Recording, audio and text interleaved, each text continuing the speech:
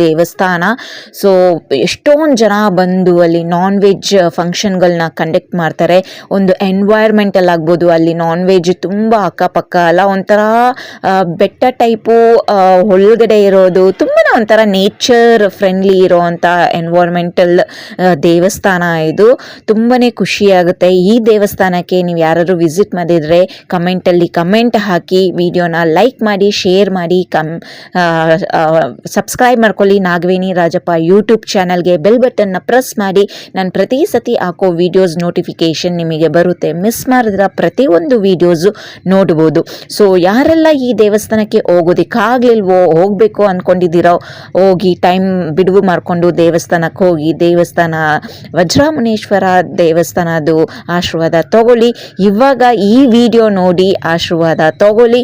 ತುಂಬಾ ಚೆನ್ನಾಗಿದೆ. Positive vibes, ಒಂಥರ ಡೆಡ್ ಎಂಡಲ್ಲಿ